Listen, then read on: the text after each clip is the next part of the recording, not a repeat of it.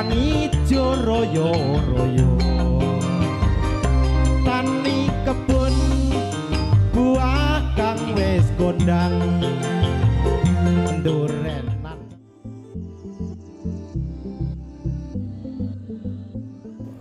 Halo kawan Flash, beberapa saat yang lalu Desa Durenan, Kecamatan Gemarang, Kabupaten Madiun memperoleh penghargaan terbaik Desa Tangguh Bencana dari Provinsi Jawa Timur.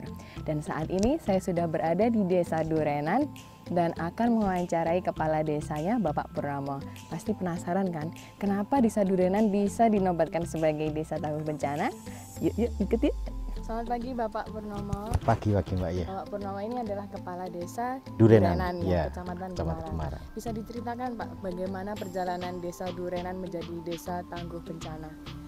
Ya, ini merupakan perjuangan kami Mbak. Jadi awalnya memang Desa Durenan ini masuk kategori desa yang paling rawan bencana di Kecamatan Gemarang.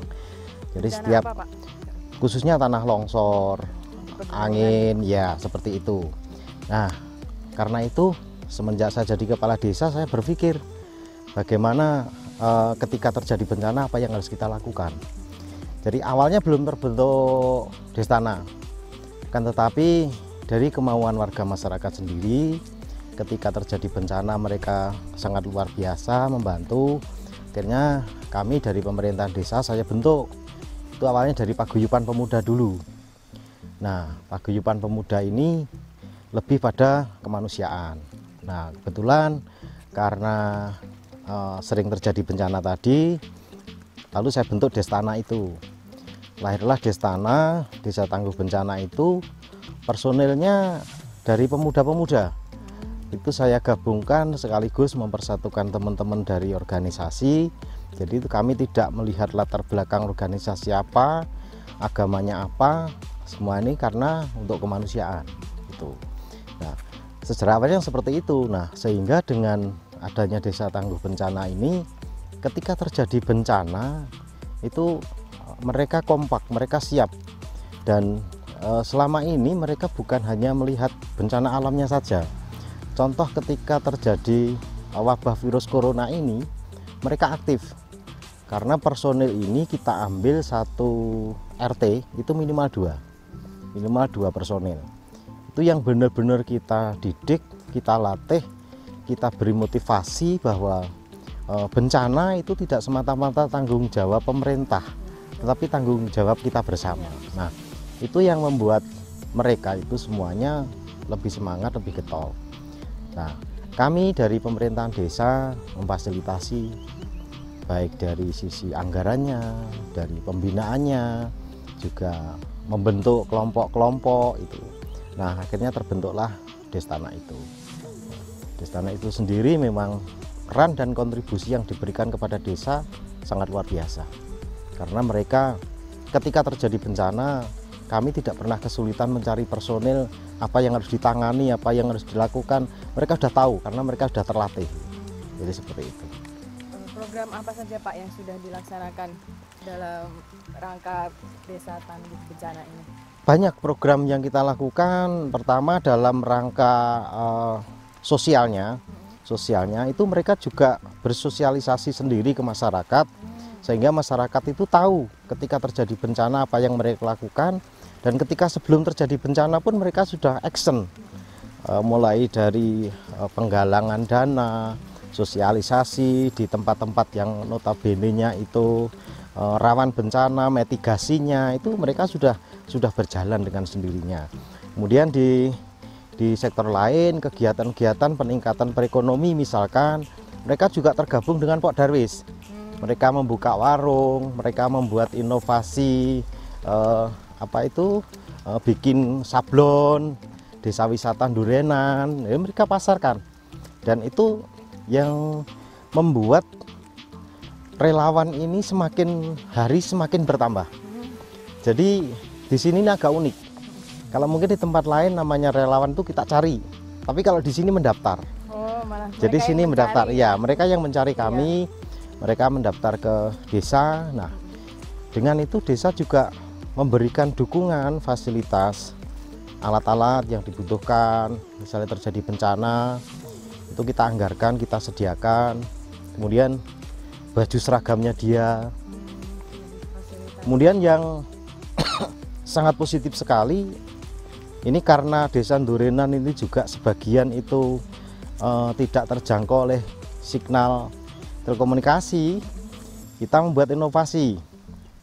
Inovasi kami Kolak Desa namanya. Apa itu? Kolak Desa itu komunikasi langsung kegiatan desa. Nah, ini dengan menggunakan radio HT. Nah, itu kebetulan untuk Destana ini total sudah 83 personil itu sudah menggunakan alat komunikasi HT. Jadi 83 relawan itu punya HT? Semuanya sudah punya. Bahkan kami desa sudah memfasilitasi mendirikan tower radio pancar ulangnya sudah kita bangunkan itu. Nah, dari situ bukan hanya Destana saja, termasuk perangkat desa, Linmas, kemudian Paguyupan Warung, BPD, itu semua sudah pegang. Jadi artinya, terhubung ya, Pak? iya, artinya ketika desa punya kegiatan, kami tidak perlu repot dengan menghubungi mereka. Otomatis di kegiatan di Kolak Desa ini itu sudah mencakup semuanya. Makanya di sini penanganan bencana ketika itu bisa diatasi oleh warga masyarakat sendiri, itu tidak perlu menunggu waktu lama. Sering misalkan karena kebetulan kita dilintasi jalan antar kabupaten, malam hari ada pohon tumbang menutup jalan gitu. Malam hari itu juga langsung bisa dikerjakan. Masalahnya alat sudah kita sediakan, komunikasi sudah kita sediakan. Dan mereka setiap hari juga memberikan laporan. Jadi kebetulan di Kolak Desa ini juga ada tim khusus yang memantau laporan, memandu. Jadi misalkan di situ terjadi bencana atau terjadi kegiatan apapun, kami terus melaporkan lewat radio itu. Dan itu masyarakat semuanya bisa mendengar. Bahkan sekarang sudah berkembang sampai ke tingkat kecamatan. Jadi ini inovasinya Ndurenan ini sudah digunakan juga sebagai fasilitas komunikasi di tingkat kecamatan Gemarang. Nah, itu yang nilai plusnya. Termasuk kegiatan misalkan besok pagi kita merencanakan kegiatan apa, malam harinya itu langsung kita umumkan di radio tersebut. Nah, itu yang lebih untungnya lagi ketika di masa pandemi ini kita tidak boleh mengadakan rapat, kita tidak boleh bertemu. Zoom meeting kami, video conference kami ya lewat radio itu.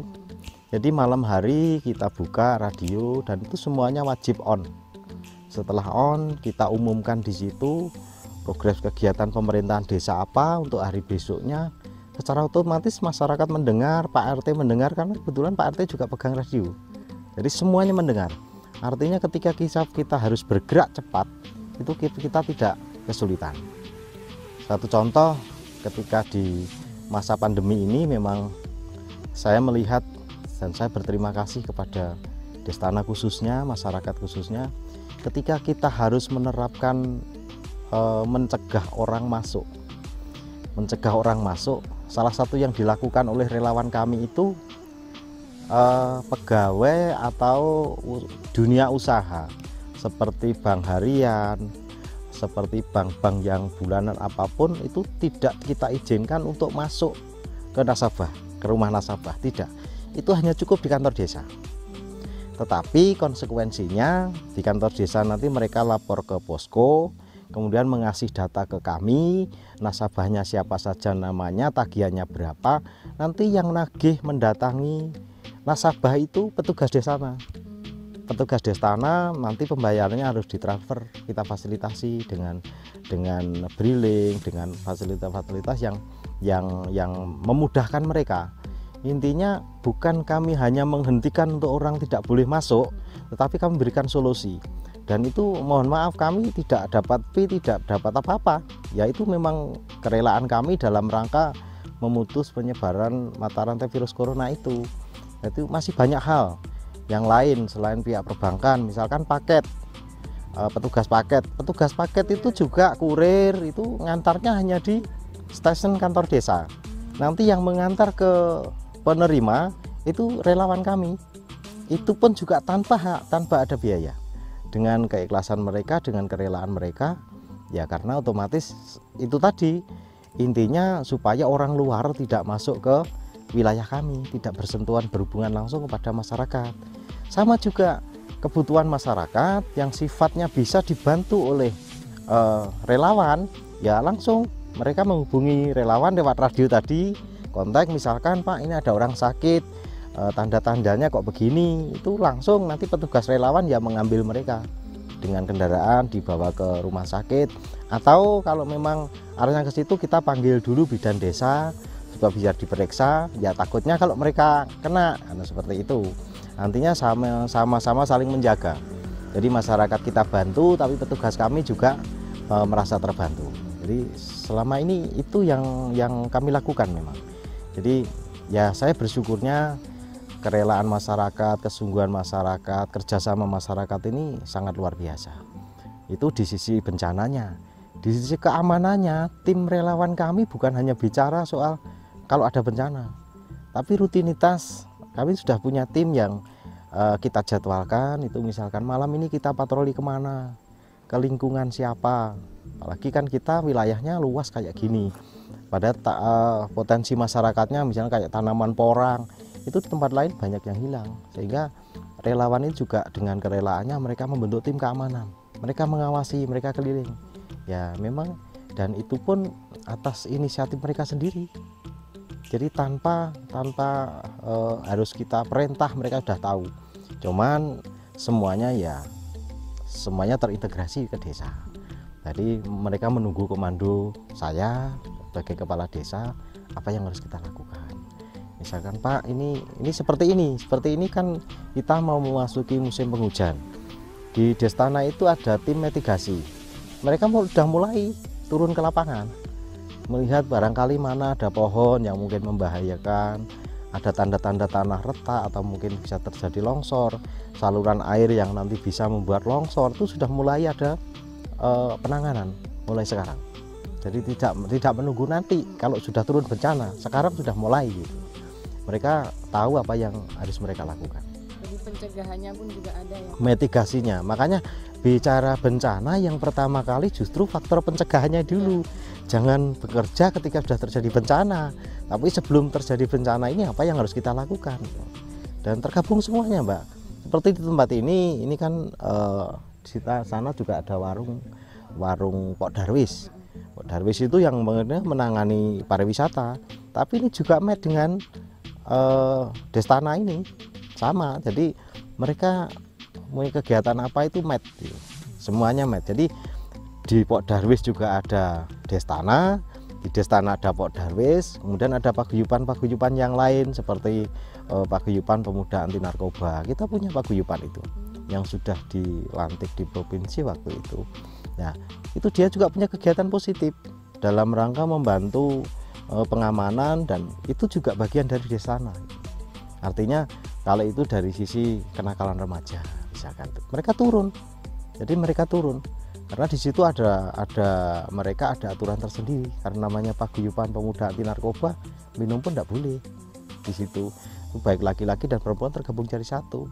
Itu juga salah satu langkah dari Destana ini dalam rangka mengantisipasi kenakalan remaja.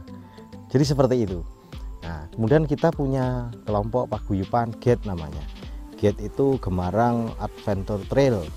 Itu juga bagian dari kelompok dari Destana itu sendiri. Kenapa? Kan sekarang mulai ada anak-anak yang balapan liar apa. Jadi kita wadahi ke situ supaya tidak lagi ada balapan liar yang nanti merugikan pengguna jalan, merugikan masyarakat, tapi mereka kita wadahi, kita bina. Nah, itu sebagai langkah upaya kami, mitigasi kami sebenarnya. Jadi sebelum terjadi bencana kita sudah melakukan hal seperti itu. Jadi memang banyak yang kita lakukan, dan itu perjuangan yang sangat luar biasa untuk ya bis panjang bisa seperti itu. Makanya saya bersyukur kalau tahun ini dinobatkan oleh Jawa Timur sebagai desa tangguh bencana terbaik. Tapi sebenarnya sasaran saya bukan itunya, tapi sasaran kami adalah bagaimana mengikut sertakan masyarakat dalam rangka penanganan bencana ini. Ternyata dengan pola-pola yang kita terapkan, pola-pola yang kita bangun ini bisa menumbuhkan pemikiran masyarakat bahwa mereka ikut handarbeni terhadap desa ini. Dan itu banyak kegiatan-kegiatan Destana yang dilakukan. Jadi kegiatan sosial banyak, seperti kemarin pernah terjadi kebakaran rumah. Itu ketika kami menyampaikan Destana action semua, mereka masuk dan mereka sudah tahu tupoksi saya di mana. Kalau mereka yang mitigasi bencana ya mereka lakukan. Kalau mereka di tim penolong, dia lakukan penolong. Tapi bagi mereka yang pendanaan, mereka ya keliling ke teman-temannya, ngabari, cari sirkuleran untuk membantu donat, dan kemarin alhamdulillah sudah diserahkan. Jadi itu langkah-langkah yang mereka lakukan itu. Mereka melaporkan aja, Pak, ini dari urunan teman-teman, urunan warga, dari donatur warga, kumpul sekian. Jadi alhamdulillah kemarin juga ada yang punya kayu dibantukan untuk perbaiki rumah. Nanti sebentar lagi sudah jadi, malah insya Allah nanti lebih bagus dari rumah sebelumnya. Hambatannya banyak. Pertama, ketika kita menghadapi warga masyarakat yang notabene SDM-nya rendah, ini tidak cukup sekali, Mbak. Nggak cukup sekali kita, oh saya punya program gini, ayo, nggak bisa. Kita harus pertama ceritakan sampai dia paham dulu. Awal mulanya Destana ini berangkat dari paguyuban pemuda anti narkoba. Paguyuban pemuda anti narkoba ini awalnya tidak sebanyak sekarang. Awalnya 5 orang. Mereka anak muda yang benar-benar potensi, mereka tidak seperti itu. Lalu kita ajak mereka. Akhirnya mereka saya beri beban. Jangan kamu sendiri. Kalau kamu ingin selamat jangan sendiri. Tapi selamat itu ajak teman itu. Akhirnya ajak teman. Nah, dari situ akhirnya berkembang. Motivasinya memang kami beri, kalau kamu ingin selamat, jangan menyelamatkan dirimu sendiri, tapi selamatkan orang lain. Secara otomatis Tuhan itu akan menyelamatkan kamu juga. Nah, dari situlah lahirnya pemikiran, lahirnya keinginan untuk menjadi seorang relawan tadi. Jadi memang perjalanannya panjang sekali. Saya dilantik 2015 akhir di Desember. Ketika 2016 saya mulai action. Awalnya memang yang ada di pikiran saya, warga ini harus kompak dulu. Masyarakat harus punya rasa handarbeni terhadap desa. Desa ini milik kita. Siapa lagi kalau bukan kita. Dari situlah motivasi itu, akhirnya mereka bisa menangkap apa yang kami mau, lalu kita bisa bareng-bareng dengan mereka. Mereka juga bisa tergerak ya, Pak? Betul. Jadi seperti itu. Pertanyaan terakhir, Pak, lalu bagaimana pengembangan kedepannya Desa Tangguh Bencana ini, Pak? Desa Tangguh Bencana, kebetulan Desa Ndorenan ini kan masuk kelas desa wisata ya. Desa wisata. Kami punya wisata itu air terjun Coban Derajat, Bukit Asmara Puyangan, kemudian wisata religinya ada sejarah kirab Desa Ndorenan, Mula-mula Desa Ndorenan, ada situs-situsnya di sana. Nah, saya berangkatnya dari sini dulu. Kedepannya saya tetap apa yang dikerjakan oleh Destana ini, oleh masyarakat ini, karena kalau bicara Destana hampir menyeluruh. Minimal satu RT ada 2 orang. Ini masih ada pendaftar lagi, kan seperti itu. Dari situ memang kami mulai gali potensi. Sekarang mulai saya gali potensi. Saya pemetaan. Ndorenan ada 6 dusun. Kebetulan saya sudah menetapkan, oh dusun ini untuk UMKM, dusun ini untuk peternakan, dusun ini untuk perkebunan, dusun itu untuk wisata bunga dan lain-lain. Yaitu mulai saya kembangkan pemikiran, saya beri motivasi bahwa apa yang saya maksudkan itu tadi, program-program pemetaan tadi, nanti bisa untuk mendatangkan duit, untuk menumbuhkan ekonomi mereka dari situ. Nah, saya pun memang saya beri motivasi terkait dengan Destana ini, sudah saya gerakkan mulai sekarang. Jadi kamu yang berasal dari dusun peternakan, kamu mulai dalami peternakan. Dan itu semua saya fasilitasi, Mbak. Saya sediakan kandang komunal, tempat, silahkan nanti.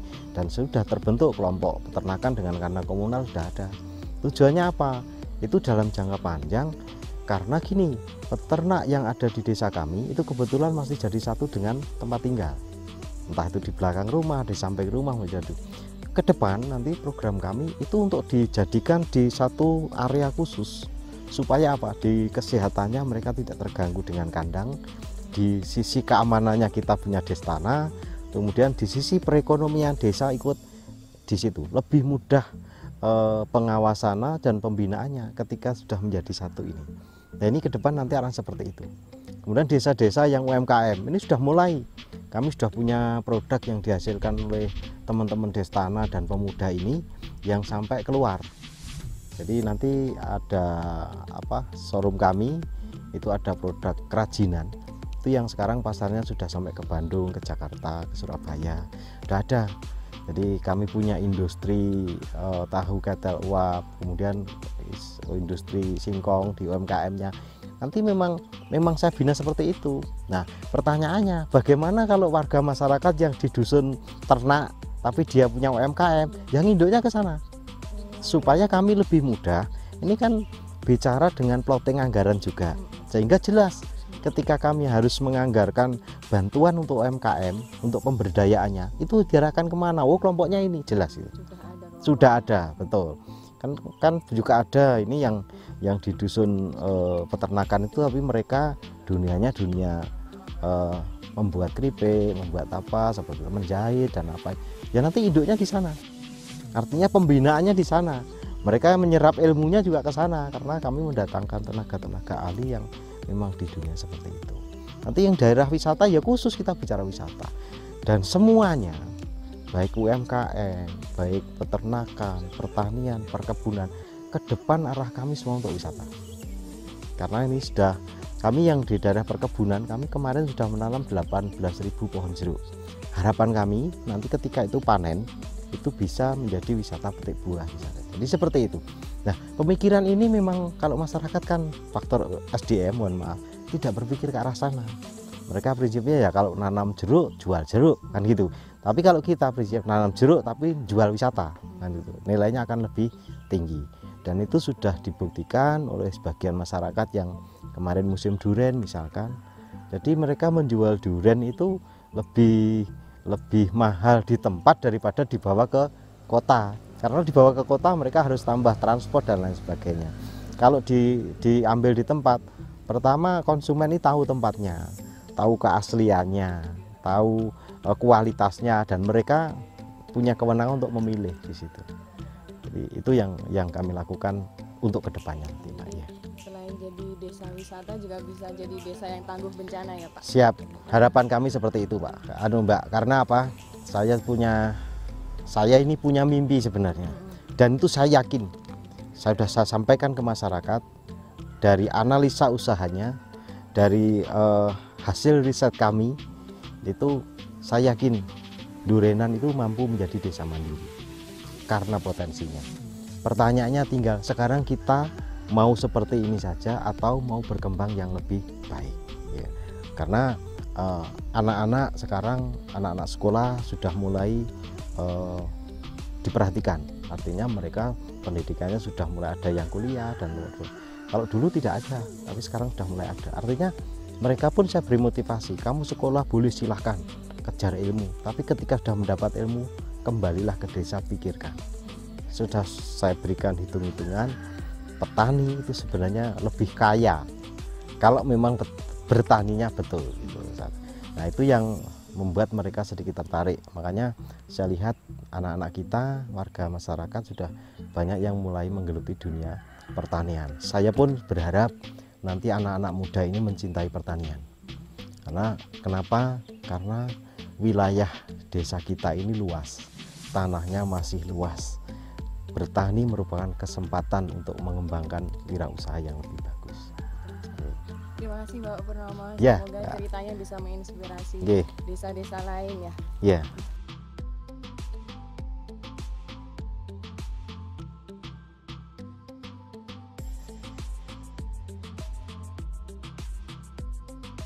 Gimana? Luar biasa sekali kan cerita dari Pak Purnomo tadi. Semoga bisa menjadi inspirasi bagi desa-desa lainnya di Kabupaten Madiun untuk menjadi desa yang tangguh bencana dan aman dari bencana. So kawan Flash, sampai jumpa lagi di episode selanjutnya. Dadah!